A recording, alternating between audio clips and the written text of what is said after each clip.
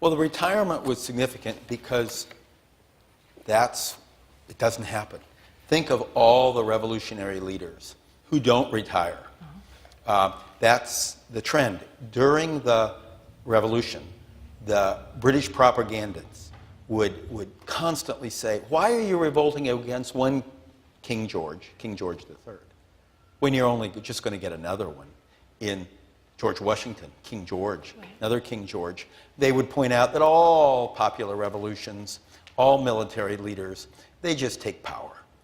Think of Oliver Cromwell, they'd say. Think of Caesar. He'll just be like that. And when you think in the future, you can think of Napoleon, you can think of after the Russian or the Chinese Revolution.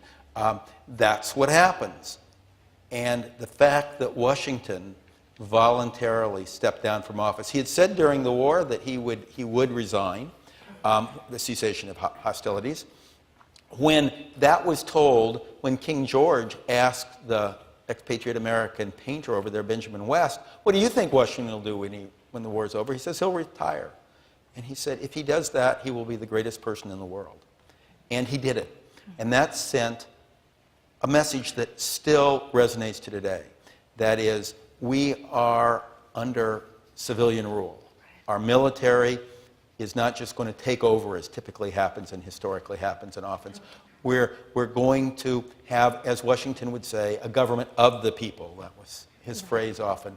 And this was something new. Right. When you look over in Europe, they were all monarchies, or they were all some sort of elite rule. And he was going to step down and turn the reins of power over to representatives of the people. Right. In fact, it's so famous. I just should add, look if you go to the Capitol Rotunda, the great painting in there is the painting of Washington handing in his resignation as commander-in-chief to a Pennsylvanian who was then president of Congress, Thomas Mifflin. And that's the scene. That set the stage for really everything that followed to today in American politics.